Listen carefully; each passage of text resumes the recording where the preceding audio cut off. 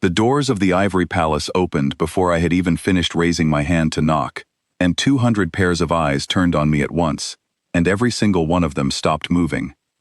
I want you to understand what that silence felt like. I had walked into rooms full of soldiers who wanted me dead. I had walked into surgical tents while the ground shook under distant fire. I had never walked into a silence like this one, where the air itself seemed to freeze, where not one robe rustled and not one breath escaped from 200 throats. My name is Callum Ashworth, and 3 years earlier, I had been dropped into a border camp with a medical kit, a translator chip, and orders that were vague enough to get me killed twice over. I was supposed to treat human soldiers only. Nobody had given me permission to treat anyone else, but when the first Vishari child was carried into my tent, with a shattered arm, and a father too frightened to speak, I made a choice that would follow me for the rest of my life. I picked up my instruments, and I got to work. That single choice was the reason I was standing in the middle of an alien throne room 3 years later, with an entire court staring at me like I was something that had crawled out of their worst nightmare and decided to walk upright. The Vishari were tall, taller than us by a full head, with skin that shimmered faintly like polished stone under torchlight. Their eyes were faceted, catching light in strange fractured patterns, and when they were afraid, those eyes narrowed into thin cutting lines. Every pair of eyes in that hall had narrowed the moment I stepped through the door. I kept my hands open and visible at my sides. I kept my pace slow and even. I had learned a long time ago that fear moves faster than any weapon, and the last thing I wanted was for 200 frightened people to make a decision they could not take back. The hall itself was carved from pale stone, so pale it looked like bone, which was why the humans in the diplomatic corps had started calling it the Ivory Palace.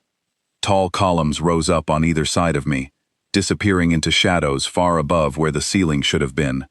At the far end, on a raised platform, sat a throne carved from the same pale stone, and on that throne sat the Vishari queen. Her name, though I did not know it yet, was Ilarion. She sat perfectly still, watching me, the way a person watches a fire that has broken free of its container, uncertain whether to run or to fight it. I kept walking. Every step felt like it took an hour. Somewhere behind me, a guard shifted his weight, and the sound of his armor was so loud in that silence that I felt it in my chest. I was maybe 20 steps from the throne, when something small and fast broke away from the crowd near the platform. She came at me in a straight line, robes flapping, silver hair loose and wild, moving with the complete fearlessness that only a child can manage. I recognized her immediately, from the intelligence files I had studied on the transport ship. Her name was Alice, and she was the Queen's only daughter. The entire hall seemed to inhale at once. I heard a spear butt scrape against the stone floor, as a guard started forward, then stopped himself, unsure what to do with a threat that was running straight at me, with her arms already open. I dropped to one knee, because that is what you do when a child runs at you, no matter what species she is, no matter what room you are standing in, no matter how many eyes are watching you decide what to do next. She hit me at a full run, and wrapped both arms around my shoulders, nearly knocking me backward onto the stone floor. For one long moment, nobody in that hall breathed. Then the Queen rose from her throne, and I felt every muscle in my body go tight, certain that I had made some terrible mistake that was about to cost me everything. But she did not call out, she did not signal her guards, she simply stood there, one hand pressed against her chest, watching her daughter cling to a human soldier in the middle of the most important room in her kingdom. "You are the one," Alice said, her voice muffled against my shoulder, speaking in careful, halting trade Vashi, the simplified language I had spent 2 years teaching to children in the camps. "You fixed Ori's arm. Everyone said you were not real." I found my voice somewhere underneath the pounding of my own heart. "I fixed a lot of arms," I told her gently. "Ori is your cousin, isn't he?" She pulled back just far enough to look at my face, studying me with wide fractured eyes, searching for the monster she had probably been told stories about since before she could walk. Whatever she was looking for, she did not seem to find it, and that seemed to satisfy her more than anything I could have said. "He said you sang to him," she said, "while you fixed his bones." Nobody believed him. They said humans do not sing. "I did sing," I admitted. "Very badly." He was polite enough not to complain. That earned me a short, surprised laugh, bright and sudden in a room that had forgotten how to make any sound at all. I heard it ripple outward through the crowd, small murmurs breaking the silence, robes rustling as people shifted their weight for the first time since I had entered. The Queen came down from her platform without any guards flanking her, without any of the ceremony I had expected from months of diplomatic briefings. She simply walked across that hall the way anyone walks toward their own child, and stopped in front of me, while Alice remained wrapped around my arm, clearly having no intention of letting go anytime soon. "For 10 years, the Queen said quietly, her voice carrying easily through the silent hall, I told my people what your kind was. I built an entire war out of what I believed you to be." Her eyes moved to her daughter, then back to me, and something shifted in her face, something that looked almost like grief mixed with relief. "I did not account for the possibility that my nephew would come home from your medical tents talking about a soldier who sings." "Your Majesty," I started, unsure how to continue, unsure what the proper words were for a moment like this one. "Ilarion," she said. "My name is Ilarion. I think, after today, we may begin there instead." I did not know it then, but that single sentence would change the shape of everything that came after. It would change the treaty negotiations that had stalled for 8 months. It would change the way an entire generation of Vashari children grew up thinking about humans. It would change my own life, in ways I could not have predicted, standing in that hall with a child still holding onto my arm. Alice finally released her grip on my shoulder, only to grab my hand instead, tugging me forward with the kind of urgency that only children possess, already talking about Ori's arm, and asking whether I could teach her the same song I had sung to him. I let her lead me deeper into the palace that had gone completely silent at the sight of me only minutes before, and around us, the court was slowly finding its voice again, 200 years of certainty rearranging itself in real time. That was the beginning. It was not the end, though I wish I could tell you it was that simple. 3 days after that first meeting, I was summoned back to the palace, this time through a smaller entrance that avoided the main hall entirely. A guard named Varen led me through corridors lined with tapestries, depicting battles I recognized from my own briefing files, battles where humans were drawn as shapeless dark figures, with too many limbs and no faces at all. I understood, walking past those tapestries, exactly how deep the fear ran in that palace, and exactly how much weight rested on the shoulders of a single afternoon in a throne room. Ilarion met me in a smaller chamber, one without a throne, without guards standing at attention, without any of the formal trappings of power. She sat across from me at a low table, and for a long moment she simply studied my face the way her daughter had studied it 3 days earlier. "My people believe humans cannot be trusted," she said finally. "They believe this because I taught them to believe it. I had good reasons once. Your ships destroyed 3 of our outposts before the ceasefire. I lost soldiers. I lost friends." "I know," I said. I did not try to argue with her, or defend actions I had no part in. I had learned in the camps that grief does not respond well to defense. It only responds to acknowledgement. I lost people too, on our side. Good people, who did not deserve what happened to them. She nodded slowly, and something in her posture eased, just slightly. "And yet you sat in a tent, and sang to a frightened child who belonged to the enemy." "He was not the enemy," I said. "He was 7 years old with a broken arm. I did not have it in me to see him as anything else." Ilarion was quiet for a long moment, turning something over in her mind that I could not begin to guess at. Then she asked me a question that I had not expected, one that would shape the rest of my time on her world. "Would you be willing to stay? Not as a soldier, not as a diplomat with a rank and a mission, as a healer, for anyone in this palace who needs one, regardless of which side of the border they were born on." I thought about my orders, which said nothing about staying. I thought about the transport ship that would leave in 6 days, whether I was on it or not. I thought about a small girl with silver hair who had run across an entire throne room without a moment of hesitation, simply because someone she trusted had told her a story about a stranger who sang. "Yes," I said. I would be willing to stay.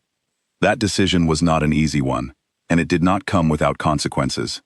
Word traveled fast in both directions, back to the human command structure and outward through the Vashari court.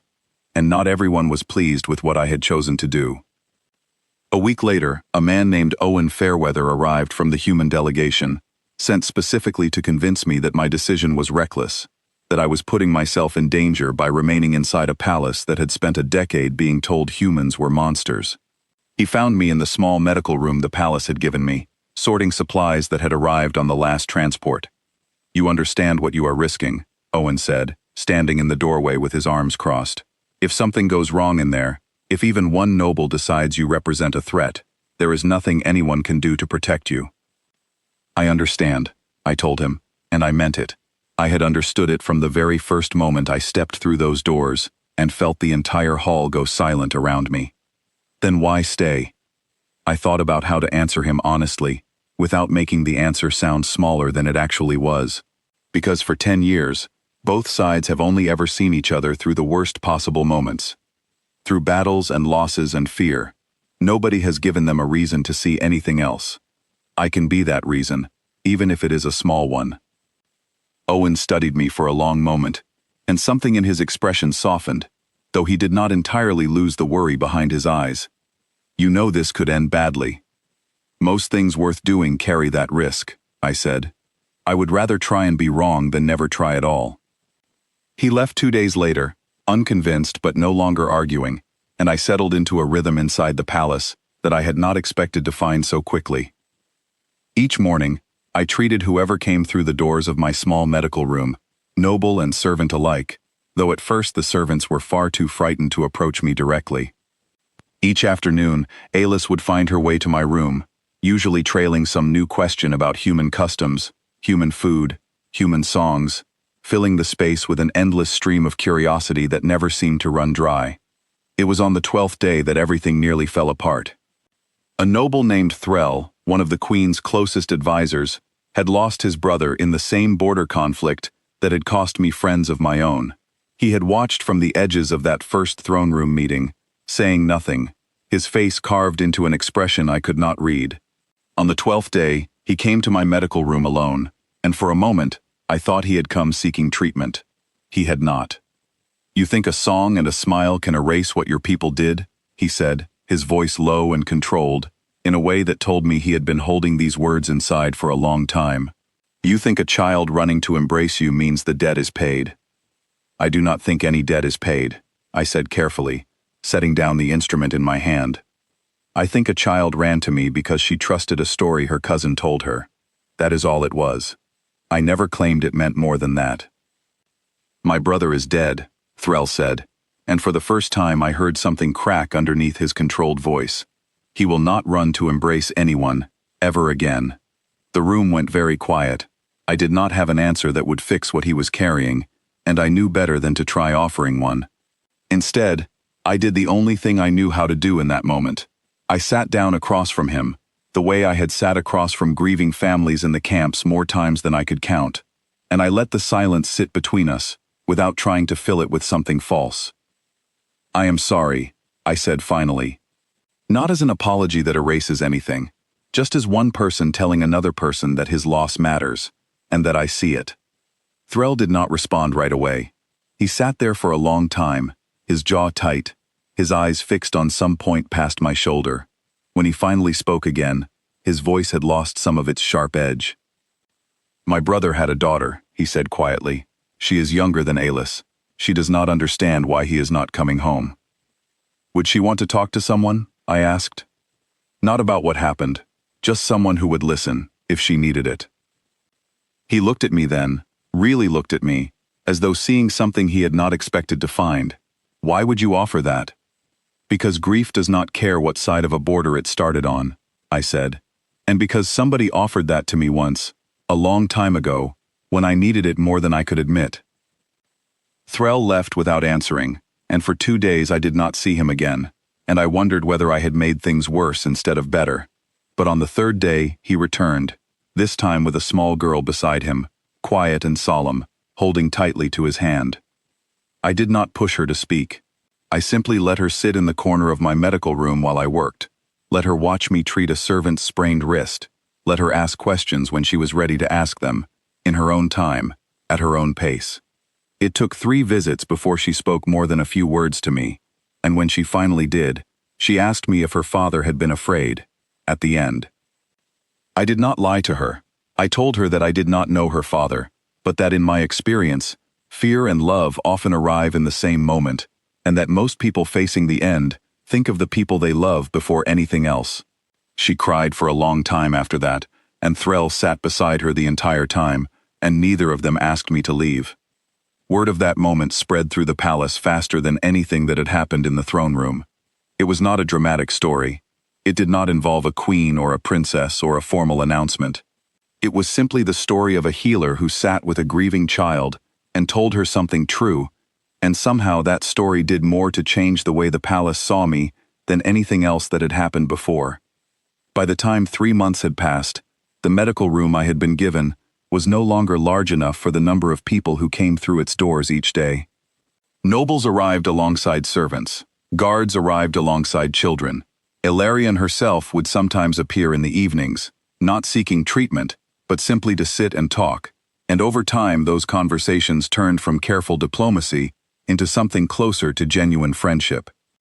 Alis grew braver and louder with each passing week, until she had appointed herself my unofficial assistant, insisting on helping me organize supplies and greet patients, though her help mostly consisted of asking every single visitor whether they wanted to hear the song. The treaty negotiations that had stalled for 8 months finally began moving forward again, not because of anything I did directly, but because the fear that had poisoned those negotiations had begun to loosen its grip, one small moment at a time, one shared meal at a time, one honest conversation at a time. On the day the treaty was finally signed, 6 months after I had first walked through those palace doors and felt an entire hall go silent, Ilarion asked me to stand beside her during the ceremony. I told her I was only a healer, that I had no place standing among diplomats and rulers during a moment that belonged to history. She looked at me, the way she had looked at me during our very first conversation in that small chamber without a throne. "You are the reason this moment exists at all," she said. "You will stand where you belong." I stood beside her that day, and when the final signatures were placed on the treaty that ended 10 years of fear and loss on both sides, Alis slipped her hand into mine and squeezed it tightly, the same way she had held on that very first day, when the entire palace had gone silent and she alone had known exactly what to do. I think about that silence often, even now. I think about how a whole room full of people, carrying 10 years of fear and grief and certainty about what I was supposed to be, went completely still the moment I walked through those doors. And I think about how it only took one small girl, unafraid and unburdened by all of that history, to remind everyone in that room that fear is not the only story worth telling. Sometimes the loudest change in the world begins with the quietest moment. A silence that breaks, a child who runs forward instead of away, a single choice, made in a medical tent years earlier, to see a frightened child as nothing more than a frightened child, regardless of which side of a border he had been born on.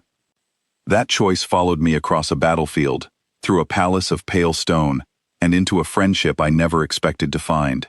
And every single day since, I have been grateful that when the doors opened and the whole world went silent, I kept walking forward instead of turning back.